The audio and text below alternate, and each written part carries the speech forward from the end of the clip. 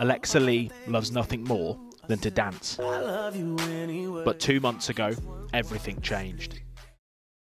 The 6-year-old was left fighting for her life after a concrete fireplace fell on top of her at their home in Liverpool.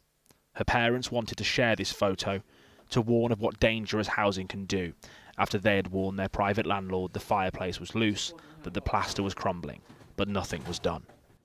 It's the first time I've been back here since the accident. It was horrible, and that's all I can see. It's heartbreaking. My daughter is now being robbed of a life. So she has a completely normal life, and she'll never be normal again. Nothing can be attached to this wall. It's just, the whole thing is just... Alexa Lee's dad believes she was playing near the fireplace, tripped, grabbed it, and it crashed on top of her. 2 months on, his daughter is still in hospital. She's blind in one eye, deaf in one ear, and may never walk again. I'm more annoyed the fact that I reported it in April. She just didn't do the job. And now I can't. I'm never going to get to see her dance again. Merseyside police told us they're investigating what happened here. What's clear is poor housing can have devastating consequences and comes with an enormous cost. Analysis for ITV News by leading building science researchers, the BRE, estimates treating people living in poor housing costs the NHS in England £1.4 billion a year. The most, £857 million, is spent on residents made ill by excessively cold homes, £38 million on the impact of damp, and £374 million due to falls caused by unsafe conditions. This is absolutely a problem that's not going away. We have old housing stock in this country as a product of our history, and that needs intervention now in order to make it fit for the future. Takesha Thomas is a full-time carer for her daughter Casey. Casey has severe autism and struggles with her mobility, but recently their appointments to the doctor have become more regular. After both developed breathing difficulties living in their council house in East London, and you can see why.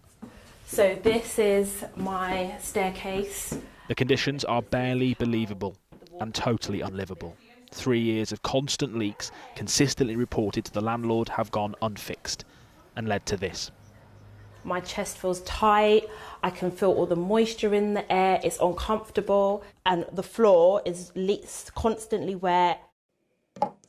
I'm so scared of her accidentally, taking a tumble, sliding, slipping. It's given me asthma. It's only going to be a matter of time that it will get to her, and that's not fair because we're living in our house, that we're developing health problems. Back at the doctors, we asked what living in these conditions for so long could be doing to Takesha and Casey's health. Moulds, and that the spores from the mould can cause problems. When she's in the house, she's worse. When she's moving out of the house, it's better. So you're already scientifically demonstrating that her house is having an effect on her breathing. I mean, she can't live there. I mean, if it's affecting her health, I mean, she needs to be moved out. Hackney Council said, "We are very sorry if we have fallen below the standards expected of us." They say the leak is coming from a neighbouring property and they're working with Takesha to move her out to fix it. But a failure to fix England's broken housing is costing us all. Some so much more than others. Daniel is here. Well, they always say they're sorry, don't they? How many times have we heard that? And it doesn't get any less shocking. In fact, if anything, it gets more shocking. But we haven't... This is the first time I think you've tried to quantify the actual direct costs on the NHS. Yeah, we've seen the devastating consequences for 8 months now. We sort of know the cost. Tonight, the British Medical Association have reacted to our findings. They say it is clear the profound pressure that bad housing is having on the NHS in England, and is calling on the government to act on this urgently.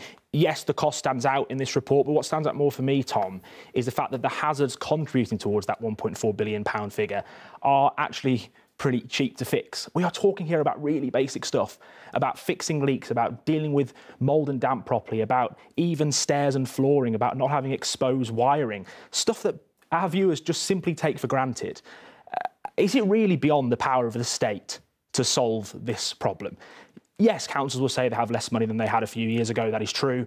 Tenants will say their landlords don't care about them, and we've seen evidence of that in our programmes. That's probably true as well. But where is the political will to tackle this? Where is the urgency? Yes, you're right. Sorry is the easiest word. The government have told us so many times there's housing reforms coming. But in our 8 months doing this, those reforms, we're still waiting for them.